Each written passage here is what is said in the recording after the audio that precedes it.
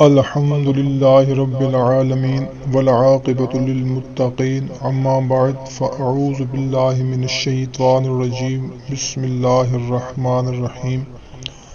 السلام علیکم ورحمۃ اللہ وبرکاتہ۔ اردو وائس کے معزز خواتین و حضرات، ایک نئی ویڈیو میں آپ کے ساتھ حاضر خدمت ہیں۔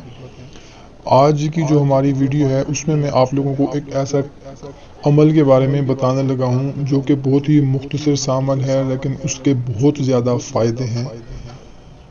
تین اس کے فائدے میں آپ لوگوں کو بتاتا ہوں کہ گناہوں کی مغفرت ہوگی، دوزخ سے آزادی ہوگی اور وہ جنت کا مستحق ہوگا۔ سبحان اللہ، اس سے بڑھ کر انسان کو اور کیا چاہیے۔ ابو سعید خدری رضی اللہ تعالیٰ عنہ سے راوی ہے کہ نبی کریم صلی اللہ تعالیٰ علیہ وسلم فرماتے ہیں، جس نے رمضان کا روزہ رکھا اور اس کی حدود کو پہچانا اور جس چیز سے بچنا چاہیے اس سے بچا تو جو پہلے کر چکا ہے اس کا کفارہ ہو گیا۔ بخاری شریف کی حدیث مبارک ہے۔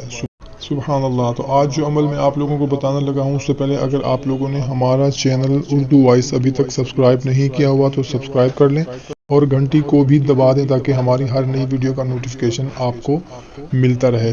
تو بھائیوں اور بہنوں، آپ نے یہ کرنا ہے کہ رمضان المبارک میں ہر نماز عشاء و تراویح کے بعد روزانہ 3 مرتبہ کلمہ طیب پڑھنا ہے۔ اس کی بہت زیادہ فضیلت ہے۔ اول مرتبہ پڑھنے سے گناہوں کی مغفرت ہوگی انشاءاللہ تعالی، دوسری دفعہ پڑھنے سے دوزخ سے آزادی ملے گی اور تیسری دفعہ پڑھنے سے جنت کا مستحق ہوگا۔ سبحان اللہ۔ ناظرین، بہت زیادہ فضیلت ہے۔ رمضان المبارک اپنے اختتام کی طرف رمضان ہے، ہم نے کوشش کرنی ہے کہ یہ 3 دفعہ کلمہ طیب لازمی پڑھنا ہے۔